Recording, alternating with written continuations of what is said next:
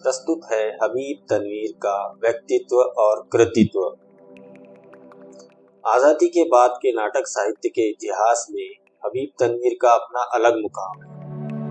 हबीब तनवीर सही मायने में रंगमंच, कला और संस्कृति के ऐसे विलक्षण व्यक्तित्व थे जिन्होंने अपनी रंग यात्रा को अंतर्राष्ट्रीय मुकाम पर पहुंचाया। भारतीय जनमानस में पत्रकार, कवि, प्रयोगशील नाट्य लेखक, निर्माता, निर्देशक, फिल्म अभिनेता और कुल मिलाकर एक रंगकर्मी कलाकार के रूप में अपने को स्थापित करने वाले हबीब तनवीर ऐसे लोक कलाकार थे जिन्होंने छत्तीसगढ़ की नाचा शैली को अंतर्राष्ट्रीय रंगमंच से जोड़ा। इसके साथ ही इन्होंने रंगमंच में नित नए प्रयोग करके लोकमंच को रंगशाला में प्रमुखता देकर भारतीय रंगमंच को एक नया आयाम दिया। ऐसी बेहतरीन प्रतिभा के धनी हबीब तनवीर का जन्म 1 सितंबर 1923 को छत्तीसगढ़ की राजधानी रायपुर के बैजनाथ पारा हाफिज मोहम्मद हयात खान और नजीरुन्निसा बेगम के घर में हुआ। इनका पूरा नाम हबीब अहमद खान था। शायरी लिखने का शौक होने के कारण अपने नाम में उपनाम तनवीर जोड़ दिया था। इनके पिता हाफिज मोहम्मद हयात खान पेशावर, जो वर्तमान में पाकिस्तान में है, वहां से आकर रायपुर में बस गए थे। माता नजीरुन्निसा बेगम रायपुर की रहने वाली थी। हबीब तनवीर के पिता बड़े धार्मिक थे तथा नमाज और कुरान को सबसे अधिक महत्व देते थे तथा नाटक, संगीत और नृत्य को धर्म के विरुद्ध मानते थे। लेकिन वहीं दूसरी ओर हबीब तनवीर के एक मामा शास्त्रीय संगीत के गायक थे और उनके दूसरे और एक मामा अच्छे शायर थे और बेहतरीन शायरी लिखते थे। हबीब तनवीर के बड़े भाई रायपुर कालीबाड़ी के साथ जुड़े हुए थे और प्रतिवर्ष वहां मंचित होने वाले नाटकों में भाग लिया करते थे। पिता के विरोध के बावजूद भी नाटकों में भाग लेना मां के मौन समर्थन के कारण ही संभव हुआ। लेकिन जब हबीब तनवीर अपने स्कूल की गतिविधियों में भाग लेने के लिए अभिनय करने लगे तो पिता ने कोई एतराज जाहिर किया। हबीब तनवीर 11-12 वर्ष की आयु रही होगी जब पहली बार शेक्सपियर के नाटक किंग जॉन के एक अंश में वे पहली बार अभिनय के लिए मंच पर उतरे और छोटी सी भूमिका से श्रोताओं का दिल छूने वाला प्रभाव पैदा किया। इस भूमिका के लिए उन्हें स्कूल का ठाकुर प्यारेलाल अवार्ड भी मिला।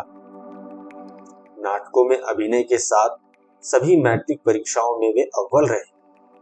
हबीब तनवीर ने लॉरी म्यूनिसिपल हाई स्कूल से मैट्रिक की परीक्षा पास करने के उपरांत मॉरिस कॉलेज नागपुर में स्नातक किया और अलीगढ़ मुस्लिम विश्वविद्यालय से उर्दू में एमए उत्तीर्ण किया। हबीब तनवीर जी का मन पढ़ाई में नहीं लगा, लेकिन पिता चाहते थे कि लड़का पढ़ाई पूरी करके IAS बने, परंतु हबीब तनवीर की नजर मुंबई की ओर थी। 1945 में मात्र 22 वर्ष की आयु में वे अपने सपनों को पूरा करने के लिए बंबई पहुंचे। कुछ फोटो खिंचवाकर डायरेक्टर और प्रोडक्शन के पीछे घूमने तथा उनकी जी हुजूरी करने की क्षमता न होने के कारण वापस घर लौट आए। घर आने के बाद नौसेना की परीक्षा पास की, लेकिन शारीरिक जांच में फेल हो गए तो फिर मुंबई का रुख किया और वहां उनकी मुलाकात जुल्फिकार अली बुखारी से हुई, जिनकी मदद से हबीब तनवीर को बारूद की एक फैक्ट्री में सुपरवाइजर की नौकरी मिल गई। लेकिन वक्त को कुछ और ही मंजूर था। नौकरी करने को 1 सप्ताह भी पूरा नहीं हुआ था कि फिल्म निर्देशक सूर्यम ने उन्हें एक होटल में दोस्तों के साथ चर्चा करते हुए देखा और वहीं उनके मुरीद हो गए और फिल्म अपने लिए उन्हें साइन किया। साथ ही बुखारी साहब की मदद से रेडियो में स्क्रिप्ट राइटर बन गए तथा फिल्मों का रिव्यू करने का कार्य शुरू किया। यह सिलसिला करीब 2 दशकों तक चलता रहा। 1946 से 1950 तक हबीब तनवीर फिल्म साप्ताहिक द बॉक्स ऑफिस के सह संपादक रहे। यह वही दौर था जब हबीब तनवीर को फिल्मों में संवाद लिखने तथा रेडियो के लिए नाटक लिखने का अवसर मिला। इसी दौर में हबीब तनवीर ने हिंदुस्तानी लोकगीत, संगीत और लोक विरासत की सादगी को करीब से महसूस किया, जिसकी वजह से उनका इप्टा से जुड़ाव हुआ और मुंबई के ही होकर रह गए। इसके बाद यहाँ इप्टा के लिए हबीब तनवीर ने सिर्फ नाटक और गीत ही नहीं लिखे तो उनका वे गली मोहल्लों में गायन तथा अभिनय किया करते थे। यह इप्टा का सुनहरा दौर था। इप्टा में ही काम करते हुए हबीब तनवीर की दोस्ती बलराज साहनी, दीना पाठक, ख्वाजा अहमद अब्बास, अमर शेख, भीष्म साहनी और जोहरा सहगल से हुई। यह बंबई में नाटक का स्वर्णकाल था, जिसमें पृथ्वीराज कपूर के नाटकों की धूम मची हुई थी और दूसरी ओर इब्राहिम अलकाजी द्वारा स्थापित थिएटर इंस्टीट्यूट की लोकप्रियता आसमान की बुलंदियों को छू रही। जब तक इप्टा में सादगी रही तब तक हबीब तनवीर को बंबई से कोई शिकायत नहीं। फिर वे धीरे धीरे इप्टा से दूर होते गए और दूसरी संस्थाओं से जुड़ाव बनता गया, जिसका उदाहरण उनका नाटक जालीदार पर्दे है, जिसका मंचन जे स्कूल ऑफ आर्ट्स के छात्रों के सहयोग से 1953 में भारतीय विद्या भवन में किया गया था। 1954 में फिर से हबीब तनवीर मुंबई छोड़कर दिल्ली आ गए। अपने मित्र कॉमरेड सैयद अतहर परवेज के यहाँ बाटला हाउस में रहने लगे। अतहर जामिया मिडिल स्कूल के मास्टर थे, जो उन दिनों छात्रों के साथ एक लघु नाटक नजीर की कहानी नजीर की जुबानी की रिहर्सल कर रहे थे, जिसमें हबीब तनवीर का सहयोग करना स्वाभाविक बात थी। इस नाटक के मंचन के समय दर्शकों में professor Mujeeb, professor Abid Hussain, doctor Zakir Hussain और बेगम कुंदसिया जैदी थी। इस नाटक की प्रस्तुति से दर्शक बहुत प्रभावित हुए और अतहर की तारीफ करने लगे। जब अतहर की काफी तारीफ होने लगी, तब अतहर ने हबीब तनवीर का परिचय सभी से करवाया और नाटक की सुंदर प्रस्तुति का श्रेय हबीब तनवीर को दिया और कहा कि केवल 4 दिनों में नाटक का चेहरा मोहरा बदल देने का श्रेय हबीब तनवीर को जाता है। इस नाटक को देखने हिंदुस्तानी थिएटर की संस्थापक बेगम कुंदसिया भी मौजूद थी, जिन्हें ऐसे ही किसी प्रतिभाशाली नाट्यकर्मी की तलाश थी। बेगम कुंदसिया के आग्रह पर उर्दू के अलबेले और लोकप्रिय शायर नजीर अकबराबादी पर हबीब तनवीर ने आगरा बाजार नाटक लिखा, जिसका मंचन जामिया मिलिया इस्लामिया के कला संकाय के थिएटर में हुआ। इस पर हमने एक अन्य वीडियो स्वतंत्रोत्तर हिंदी नाट्य साहित्य में काफी विस्तार से चर्चा की। आप हमारे चैनल पर जाकर उस वीडियो को अवश्य देखें। आगरा बाजार नाटक का दूसरा मंचन टाउन हॉल में हुआ, जो कि चांदनी चौक में दिल्ली में स्थित है, और तीसरा मंचन अलीगढ़ मुस्लिम यूनिवर्सिटी में हुआ। इस नाटक ने उर्दू रंगमंच, भारतीय रंगमंच और खुद हबीब तनवीर की पहचान बनाई। इस नाटक के तुरंत बाद हबीब तनवीर को इंग्लैंड जाकर नाटक तथा रंगमंच का प्रशिक्षण प्राप्त करने का अवसर मिला, जिसे ब्रिटिश काउंसिल के स्कॉलरशिप पर पूर्ण किया गया। इस अध्ययन में भारत के तत्कालीन राष्ट्रपति जाकिर हुसैन साहब का काफी सहयोग मिला। इस प्रकार हबीब तनवीर 1954 में London royal academy of dramatic arts में 2 साल एक्टिंग का कोर्स करने के लिए चले गए, लेकिन 1 साल में ही आवश्यक ज्ञान प्राप्त कर वहां से मुक्त हो गए। इसके बाद वे ओल्ड विक थिएटर गए, जहां उन्होंने मुखौटे बनाने, मंच सज्जा, नाट्य लेखन और रंग प्रस्तुति के अलग अलग पक्षों का प्रशिक्षण हासिल किया। ओल्ड विक थिएटर के निदेशक डंकन रॉस के कुछ रंग कर्म का असर हबीब तनवीर रंग कर्म पर देखा जा सकता है। यहाँ से प्रशिक्षण प्राप्त करने के पश्चात Habib Tanvir British drama league चले गए, जहां उन्होंने नाट्यालेख के विवेचन और विश्लेषण का प्रशिक्षण हासिल किया। इन 2 वर्षों के दौरान वे ब्रेख्त के नाट्य लेखन के सिद्धांत की जानकारी हासिल कर चुके थे, लेकिन उसके व्यवहारिक पक्ष को लेकर उनके मन में अनेक जिज्ञासाएं थी, जिसके लिए वे लंदन से पेरिस चले गए। पेरिस में रहते हुए ख्वाजा अहमद अब्बास के बुलावे पर वे मास्को गए, जहां ख्वाजा अहमद अब्बास परदेसी फिल्म की शूटिंग कर रहे थे। हबीब तनवीर 1957 में जब दिल्ली आए तो उनके सामने 2 नाट्य परंपराएं मौजूद थी।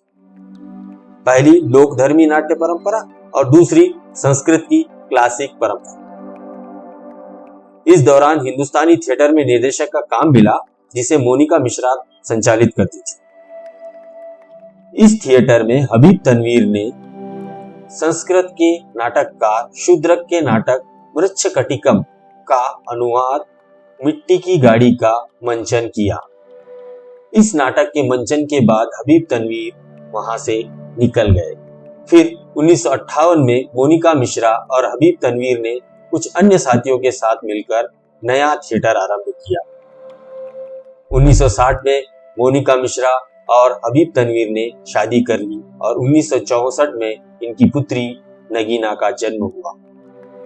इसी वर्ष यानी कि 1964 में नया थिएटर एक रजिस्टर्ड सोसाइटी बना और 1972 में एक पेशेवर थिएटर कंपनी के रूप में स्थापित हुआ।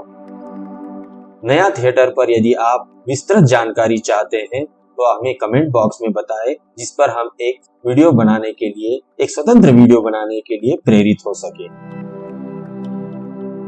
हबीब तनवीर द्वारा लिखा गया 7 पैसे मोनिका मिश्रा के निर्देशन में पहली बार प्रस्तुत हुआ और 1960 में रुस्तम सोहराब, लाला सोहरत राय इन 2 नाटकों के प्रस्तुतकर्ता बने। 1970 तक आते आते 3 दशक तक हबीब तनवीर छत्तीसगढ़ी लोक नाटक, छत्तीसगढ़ी शैली और छत्तीसगढ़ी भाषा में लगातार प्रस्तुति करने वाले एक अलहदा शख्स बन चुके थे। 1973 में नया थिएटर के लिए एक संघ बना जो मील का पत्थर साबित हुआ। इसी वर्ष रायपुर में छत्तीसगढ़ी नाचा शिविर संचालित हुआ, जिसका नतीजा नाटक गांव के नाम ससुराल मोरनाव दावाद में हुआ। इसके बाद उनका नाटक चरणदास चोर आया, जो सितंबर 1974 में एक एकांकी नाटक के रूप में छत्तीसगढ़ी भाषा में छत्तीसगढ़ी कलाकारों के माध्यम से 18,000 दर्शकों के सामने प्रस्तुत किया गया। नया थिएटर द्वारा मंचित चरणदास चोर पूरे हिंदुस्तान में देखा गया। 1980 में एडिनबरा अंतर्राष्ट्रीय नाट्य महोत्सव में इसे अंतर्राष्ट्रीय ख्याति प्राप्त और 52 अंतर्राष्ट्रीय नाटकों में फ्रेंच अंतर्राष्ट्रीय पुरस्कार मिला। उसके बाद नया थिएटर कई बरस तक लगातार यूरोप के कई मुल्कों में अपना जलवा दिखाता रहा, जिनमें स्कॉटलैंड, इंग्लैंड, आयरलैंड के अलावा हॉलैंड, जर्मनी, फ्रांस, यूगोस्लावाकिया, स्वीडन, यूनान और सोवियत यूनियन शामिल है। हबीब तनवीर आधुनिक युग की जटिल परिस्थितियों में भी सहज भाव से परंपरागत रस को खींच लाते थे। उनका व्यक्तित्व बहुत भव्य था और यह भव्यता उनकी नाट्य कर्म में स्पष्ट रूप से झलकती। स्वातंत्र्योत्तर हिंदी नाट्य साहित्य में हबीब तनवीर अकेले ऐसे व्यक्तित्व के धनी थे जिन्हें नाटककार और निर्देशक की दोहरी भूमिका के रूप में अपार सफलता प्राप्त हुई। तनवीर पूर्णतः रंगमंच को समर्पित व्यक्तित्व थे। रंगमंच उनकी सांस में बसा हुआ था, लेकिन रंगमंच का साथ ज्यादा समय तक न दे सके क्योंकि निरंतर काम और व्यस्त जीवन ने उनके स्वास्थ्य को जर्जर कर दिया था। अत्यधिक पाइप पीने से वे सीओडी की चपेट में आ गए। उनके फेफड़ों में संक्रमण हो गया। बुढ़ापे की बीमारियों और गठिया ने भी उन्हें घेर लिया। 11 मई 2009 को अस्थमा का दौरा पड़ा, जिसके फलस्वरूप उन्हें भोपाल के एक अस्पताल में भर्ती किया गया।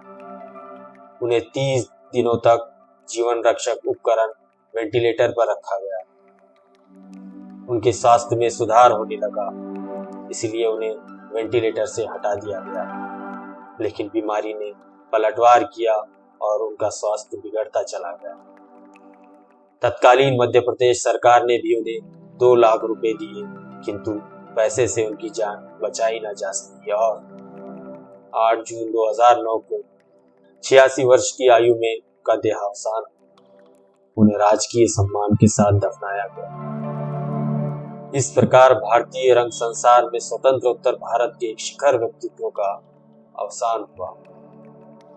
उनकी कलात्मकता हमेशा हमारे साथ बनी रहेगी। उनके जाने पर सार्वजनिक रूप से सभी ने शिद्दत के साथ यह महसूस किया, बहुत शौक से सुन रहा था जमाना, तुम ही सो गए दास्तां कहते कहते।